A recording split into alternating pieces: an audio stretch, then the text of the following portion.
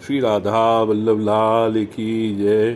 श्री हरिवंश चंद्र महाप्रभु की जय। गुरुजी महाराज की जय। सभी रसकाचार्यन की जय। श्री राधा सुधानी जी को 29वां श्लोक। पीतारुण छवि मनंतुणियताभाम प्रौढ़ानुरागमद विवल चारुमूर्तिम प्रेमास्पदं ब्रजमहि पति तन्महीष्यो गोविंदवन्मनसि ताम निदधामि राधाम। इसका अर्थ है पीत पीलो और अरुण लाल, अर्थात गौरज छवि वाली असंख्य और अखंड विद्युत लताओं के जैसी आभा वाली पौड़ानुराग के मद से विहल हुई सुंदर आकृति वाली श्री गोविंद के समान ब्रज महीपति नंद जी और उनकी पटरानी यशोदा जी के प्रेम की आस्पद पात्री उन श्री राधा जी को मैं मन में धारण करती हूँ। तो यह अर्थ हमने पंक्तिबद्ध किया है। तो पहली पंक्ति श्लोक की है, पीतारुण छवि मनंतड़िलताभाम। पीतारुण यानी कि पीत और अरुण, छवि जो उनकी रूप बन के आ रहा है, स्वरूप दिख रहा है, अनंत बन रही हैं, छवि अनंतम। तो वह कैसी बन रही हैं? तड़िल लता। तड़िल लता मतलब कि विद्युत लताओं के समान आभा वाली, जो उनकी आभा बना रही हैं। तो यह पहली पंक्ति को शाब्दिक अर्थ हुआ और यह पंक्तिबद्ध हमने या प्रकार से किया है, पीले लाल रंग में घुला गौर वर्ण प्रेम आदर व मद झलकार। पीले और लाल रंग में घुला हुआ, ये दोनों रंग के रूप जो बन के आ रहे हैं वह गौर वर्ण में ही हैं, जो प्रिया जी का स्वरूप है। इसमें पीला रंग जो है वो प्रेम और आदर में आ रहा है और लाल रंग जो है वह मद में मदमस्त हुए अपने प्रेम में वह झलक रहा है। छवि अनंत बन रही जैसे अखंड भाव अगिनत कहाँ गिन पात। जो छवि है इन विद्युत लताओं की वह एक दो नहीं है कि वह क्षण भर को आई और विद्युत चमक के चली गई। यह अनंत हैं, एक नहीं कई छवियां बन रही हैं उनके स्वरूप में, और जिस कारण से वे अखंड भाव लिए हुए हैं। जो अगिनत हैं उन विद्युत लताएं, उनको कौन गिन सकता है। अब जो विद्युत लताएं हैं उनका स्वरूप क्या है और क्यों है? विद्युत लता का स्वरूप सुकुमारता नागरता कोमलता दिखलात। जो प्रिया जी का स्वभाव वश है, जो मृदुता दयालुता और कृपालुता की राशि हैं, उनको जो रंग रूप हिज्जी महाराज ने यहाँ सुधानिधि जी में जो वर्णन किया है, वह हिसाब से अगर हम देखें तो उनके स्वरूप को परिचायक है। ये वह में सुकुमारता है, नागरता है, कोमलता है। तो जब वो बढ़न के आगे जामे अपने नंद बाबा या यशोदा मैया सास ससुर के पास में, तो वह पीलो रंग झलमला रहा है और प्रिय के अपने प्रियतम के रंग में रंगी हुई हैं। वह अनुराग की मत्तता से पूर्ण वह लाल रंग ऐसा घुलता हुआ गौर वर्ण में प्रतीत हो गए। और आभा जो बन रही है वह कैसी है? आभा बनी चकाचौंध जो देखे यह रूप नजर और ना जात। जो प्रिया जी की सुकुमारता का ये अनुभव कर ले, ये रूप को ये दर्शन कर ले, बाकी नज़र और कहीं दर्शनन को जा ही ना सके और वह कहीं को सुहाएगो ही नहीं अगर वो प्रिया जी के स्वरूप को ये दर्शन हो जाए। अब अगली पंक्ति आवे, पौड़ानुराग मद विह्वल चारु मूर्तिम। पौड़ानुराग यानी कि कोई छोटा मोटा नहीं, बड़ा प्रौढ़ हो गया हो, ऐसा अनुराग, ऐसा प्रेम जो बहुत बढ़ गया हो, उसमें मद है। मद मतलब जैसे मदमस्त हाथी होवे, वो अपने आगे पीछे चिंता नहीं करे, जब मस्ती में चले, ऐसे मद में गर्वित होने को स्वभाव जैसे होवे।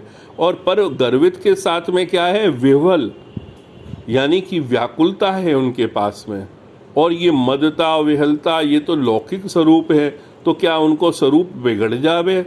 नहीं, वाक्य आगे कहमे हैं कि चारु मूर्तिम यानी कि उनकी सुंदरता तो और बढ़ जाती है। तो वही हमने पंक्तिबद्ध किया है, पौड़ानुराग बनो शेषव से, छोटे छोटे माखन से मेल लाल लाली दल कहलात। यानी कि जो ब्रज की लीलाओं में अगर हम सूरदास जी को सुने या जयदेव की भी लीला में देखें तो वहाँ पे वो उनको प्रिया जी जब पहले बार मिल रही हैं तो माखन चोर कह रही हैं, तुम कौन हो, माखन चोर हो। वो कह रही हैं कि हाँ हम चुरावें पर हम अपनो कर ले में हम राजा हैं। तो यह तरीका की उनकी जो आपस की वार्तालाप है, तो वहाँ से वह लाल और लाली के जो अलग अलग दल हैं, वो जब वह एक दूसरे से मिल रहे हैं तो वह शैशव काल से बढ़ता हुआ उनको ये प्रेम, ये पौड़ानुराग हो गया है। अब ये प्रौढ़ अनुराग के रूप में आ गया है। और या में प्रौढ़ानुराग के बाद मद विहल, विह्वल को अर्थ है यहाँ पे व्याकुल होना, और मद में तो वह किस प्रकार से लिखा है हमने, मद है प्रेम को व्याकुल प्रेम को, निस दिन रहे एक फिर भी उतावले देखे जात। यानी कि अर्थ है कि मद है वह भी प्रेम को है, व्याकुलता है वो भी प्रेम की है, निस और दिन यानी कि दिन और रात्रि एक हैं, फिर भी उतावले हैं, ऐसे देखे जाते हैं हमारे प्रिया प्रीतम। और आगे आवे चारु मूर्तिम, तो चारु का अर्थ है सुंदरता से। तो हमने बताया आपको कि यहाँ सुंदरता विहल होने से घटे नए, वह तो बढ़ के आवे। उनके अंग अंग की शोभा तो क्या कही जाए, जहाँ पे आभूषण भी अपनी शोभा श्री अंग से ही पाए, भूषण वही भूषण को। तो जो ऐसो हमारे यहाँ पद संध्या स्तुति में बोलो जावे वास्तव जा में क्या नाम है, अपने सुबह के समय जो युगल ध्यान में आवे, जो भूषण वही भूषण इनको। तो भूषण जो आभूषण है वो भी उनकी शोभा उनके श्री अंग के आगे फीकी है, वो आभूषण को भी शोभा देने वाले हैं। ऐसी सुंदरता भरने वाले को क्या कही जाए। तो तब भी हमने पंक्तिबद्ध करने की कोशिश करी है, सुंदरता प्रेम मद में बढ़े, लालिमा सुहाग अंग अंग वेहल हो झलमलात। यानी कि सुंदरता तो प्रेम मद में बढ़ रही है, और ये सुंदरता जो लालिमा है वह सुहाग को रंग है, वो अंग अंग में वेहल हो झलमलात, उनके अंगन में वह वेहल हो के वह व्याकुलता झलमला रही हो जैसे। और मूर्तिवान रूप जो है उनको वो कैसो है, चारु मूर्तिम, मूर्ति छवि सुंदरता की कौन तुलना करे, श्री हिताचार छवि रंग बतलात। यानी कि उनकी उस मूर्तिवान रूप की किससे तुलना करी जाए, ये तो असंभव सी बात है। तो भी हिताचार्य ने हमें इतनी पकड़ने की या वो पथ दिखाने की वो राह तो दे दी कि वहाँ पीत और लाल वर्ण जो आरोह है, पीता आरोण छवि जो बन रही है, वह हमें बता रही है कि उसकी शोभा, और वो भी किस प्रकार की, तड़िल लताओं।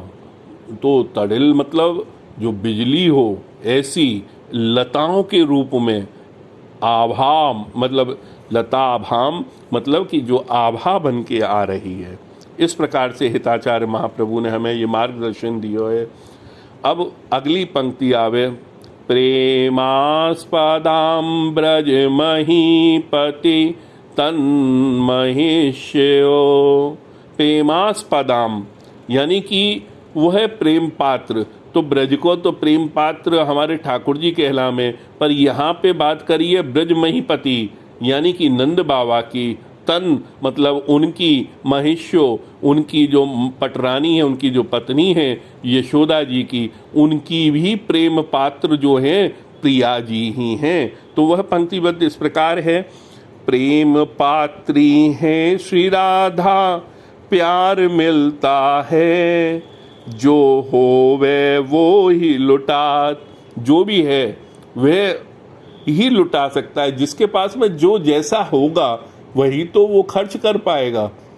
तो यहाँ पे जिनके पास प्रेम को इतना भंडार है कि कहाँ वृषभान जी और कीरतदा की ये लाडली कन्या और जो ब्रज की सबकी रखवाली कही गई, और यहाँ पे अगर देखें तो ठाकुर जी की लीला में सारे ब्रज ने ये चीज़ मानी कि वह इन दोनों की कोई तुलना ही नहीं है, इन दोनों के स्वरूप को तो बलिहारी जा रहे हैं।